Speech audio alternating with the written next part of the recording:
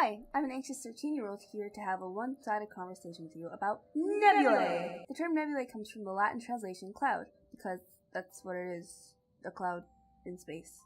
A space cloud. But despite being an awkward space cloud, they're actually quite important. They make stars, and considering that stars have created all natural occurring elements, nebulae are pretty damn important.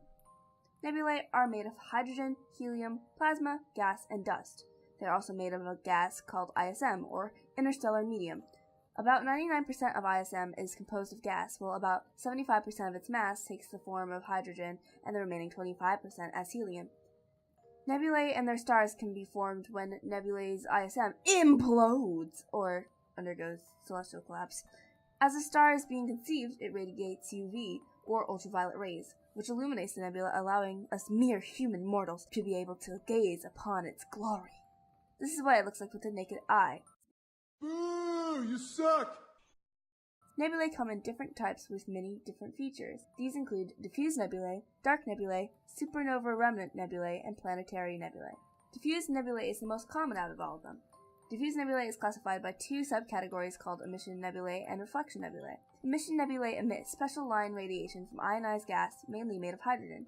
Reflection nebulae don't emit significant amounts of light, but are still luminous because they reflect the light of nearby stars. Dark nebulae are opaque clouds that don't emit visible radiation and block light from luminous objects behind them. Supernova remnant nebulae are born as a result of supernova explosions. Short-lived stars will undergo implosion and blow off their external layers, leaving behind a neutron star and a cloud of gas and dust that is ionized by the energy of the explosion. Planetary nebula involves a low-mass star entering the final stage of its life. When stars enter the red giant phase, they slowly lose their outer layers due to helium flashes. When the star loses enough of its outer layers, its temperature increases and UV radiation emits and ionizes the surrounding material, creating planetary nebula. Planetary nebula also have a subclass called protoplanetary nebula. Planetary nebula involves a low-mass star entering the final stages of its life. When stars enter the red giant phase, they slowly lose their outer layers due to helium flashes.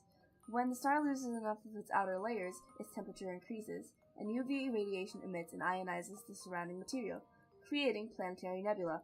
Planetary nebula also have a subclass called protoplanetary nebula, which applies to astronomical objects that are experiencing a short-lived episode in star's revolution. The first person to study them was an astronomer named Ptolemy in 15 CE. He recorded what he thought was a nebula in a book called Almagest. The first real recording of a nebula was in 1950 CE in a book called Book of Fixed Stars. As telescopes became more advanced in the 17th century, the first confirmed observations came about when French astronomer Nicolas Fabry recorded his observation of the Orion Nebulae, which is the nebula that created our star, the Sun.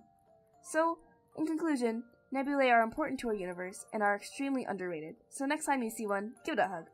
Even though you possibly can't because gas isn't tangible. Oops.